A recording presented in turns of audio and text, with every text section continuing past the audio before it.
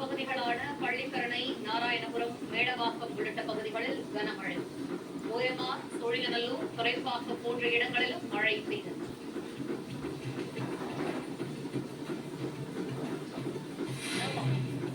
சென்னை பெருங்குடியில் பெய்த கனமழையால் சாலையில் தேங்கிய மழை.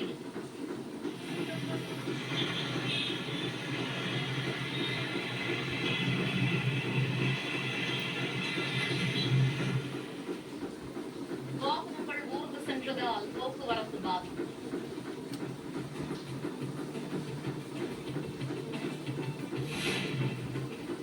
டிட்வா புயல் ஆழ்ந்த காற்றழுத்த தாழ்வு மண்டலமாக வலுவிழந்த போதிலும் சென்னையில் அதிகாலை முதலே பரவலான மழை.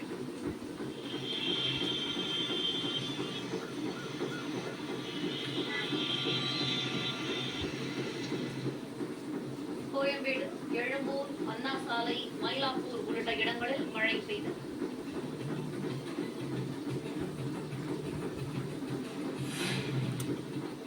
நாளை காலை 8 மணி வரை சென்னையில் மழை தொடரும்.